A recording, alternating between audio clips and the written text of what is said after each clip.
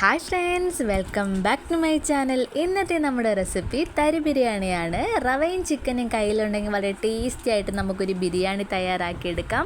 കുട്ടികൾക്ക് സ്കൂളിൽ കൊടുത്ത് വിടാനും ഗസ്റ്റുകളൊക്കെ വരുമ്പോൾ വളരെ എളുപ്പത്തിൽ നമുക്ക് തയ്യാറാക്കാൻ പറ്റിയൊരു ബിരിയാണി റെസിപ്പിയാണിത്. അപ്പോൾ നമുക്ക് വീഡിയോയിലോട്ട് പോകാം. ആദ്യം നമ്മൾ ചിക്കൻ എടുത്തിട്ടുണ്ട്. അത് കൊച്ചു കൊച്ചു പീസായിട്ടൊന്ന് കട്ട് ചെയ്തെടുക്കണം. ഇനി അതിലേക്ക് നമുക്ക് 1/2 സ്പൂൺ മഞ്ഞൾപ്പൊടിയും 1/2 സ്പൂൺ മുളക് പൊടിയും 1/4 സ്പൂൺ ഗരം മസാലയും ആവശ്യത്തിനുള്ള ഉപ്പൊടിയിട്ട് നന്നായിട്ടൊന്ന് മിക്സ് ചെയ്തെടുക്കാം.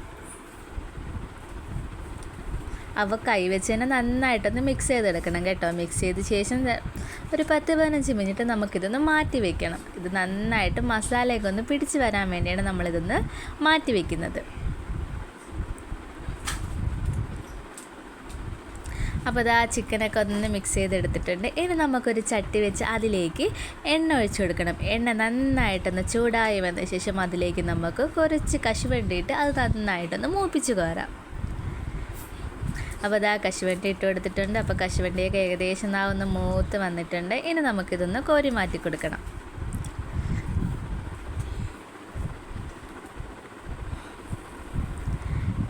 ഇനി ആ എണ്ണയിലോട്ട് തന്നെ നേരത്തെ നമ്മൾ മസാല പുരട്ടി വെച്ചിരിക്കുന്ന ചിക്കനൊക്കെ നമുക്കത് ഇട്ട് കൊടുത്ത് നന്നായിട്ടൊന്ന് ഫ്രൈ ആക്കി എടുക്കാം.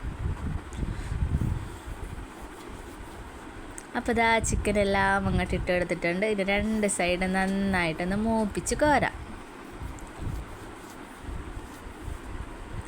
അപ്പോൾ ഒരു സൈഡ് ഒന്ന് മൂത്ത് വന്നിട്ടുണ്ട്. ഇനി ഒന്ന് തിരിച്ചിട്ട് കൊടുക്കണം. ഇതുപോലെ 2 സൈഡ് നന്നായിട്ടൊന്ന് മൂപ്പിച്ചെടുക്കണം.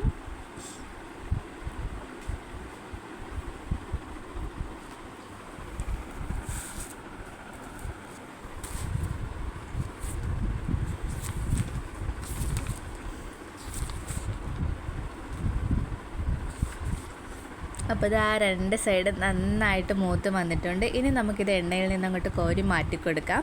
ഇനി ആ എണ്ണയിലോട്ട് തന്നെ നമുക്ക് കുറച്ച് പട്ട, ഗ്രാമ്പു, ഏലക്ക ഇതെല്ലാം കൂടി ഇട്ട് ഒന്ന് മൂത്ത് വരുമ്പോൾ അതിലേക്ക് സവാള ചേർത്ത് കൊടുക്കുക. ഇവിടെ ഞാൻ ഒരു സവാളയാണ് എടുത്തിരിക്കുന്നത്.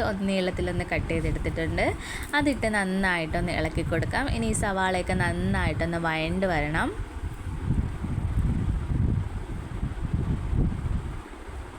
ഒരു മീഡിയം ഫ്ലെയിമിൽ വെച്ചുകൊണ്ട് നമ്മളൊന്ന് കുക്ക് ചെയ്തെടുക്കാൻ.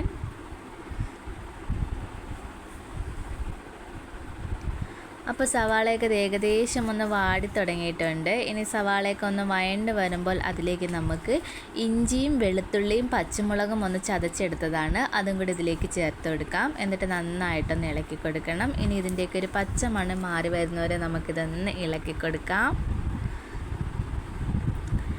അതൊന്ന് വഴണ്ട് വരുമ്പോൾ അതിലേക്ക് നമുക്ക് തക്കാളി ചേർത്ത് കൊടുക്കാം. ഞാനിവിടെ ഒരു തക്കാളി എടുത്തിട്ടുണ്ട്. അതും ചെറുതായിട്ടൊന്ന് കട്ട് ചെയ്തിട്ട് കൊടുക്കുന്നുണ്ട്. അതും കൂടെ ഒന്ന് ഇട്ട് ഇളക്കി കൊടുക്കാം. ഇനി ഈ തക്കാളിയൊക്കെ നന്നായിട്ടൊന്ന് വെന്ത് ഒന്ന് ഉടഞ്ഞ് വരണം. അതിനുശേഷം നമുക്കിതിലേക്ക് മസാലകൾ ചേർത്ത് കൊടുക്കാവുന്നതാണ്.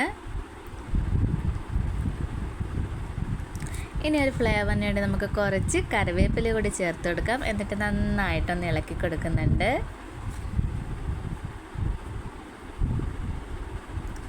അപ്പോൾ ഉള്ളിയൊക്കെ നന്നായിട്ട് വഴണ്ട് തക്കാളിയൊക്കെ വെന്ത് ഉടഞ്ഞ് വന്നിട്ടുണ്ട്. ഇനി നമുക്കിതിലേക്ക് പൊടികൾ ചേർത്ത് കൊടുക്കാം.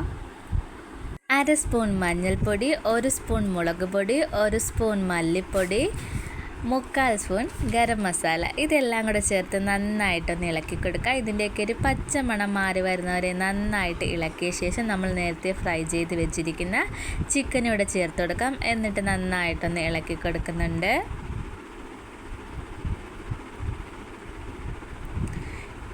അപ്പോൾ നന്നായിട്ടൊന്ന് ഇളക്കി എടുത്തിട്ടുണ്ട്. ഇനി നമുക്കിതിലേക്ക് ഒരു അല്പം വെള്ളവും കൂടി ചേർത്ത് കൊടുക്കാം. വെള്ളവും കൂടി ചേർത്ത് നന്നായിട്ടൊന്ന് ഇളക്കി കൊടുക്കുന്നുണ്ട്. ഇനി നന്നായിട്ട് ഇതൊന്ന് തിളച്ച് വരണം.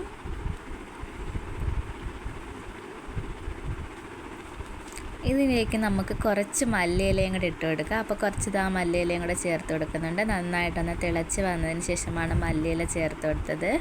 മല്ലിയിലയും കൂടെ ചേർത്ത് നന്നായിട്ടൊന്ന് ഇളക്കിയ ശേഷം ഇതിലേക്ക് നമുക്ക് റവ ചേർത്ത് കൊടുക്കാവുന്നതാണ്. ഞാനിവിടെ 2 ഗ്ലാസ് റവയാണ് ചേർത്ത് കൊടുക്കുന്നത്. റവ ചേർത്ത് കൊടുത്ത് നന്നായിട്ടൊന്ന് മിക്സ് ചെയ്തെടുക്കാം.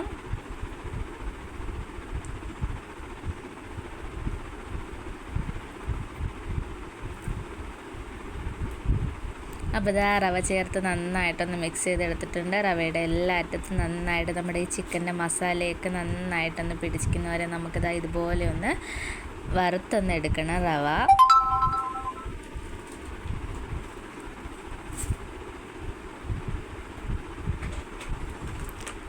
അപ്പോൾ ഇതാ റവയൊന്ന് വറുത്തെടുത്തിട്ടുണ്ട്. ഇനി നമുക്കിതിലേക്ക് വെള്ളം ചേർത്ത് കൊടുക്കുന്നുണ്ട്. നല്ല തിളപ്പിച്ച വെള്ളമാണ് ചേർത്ത് കൊടുക്കുന്നത്.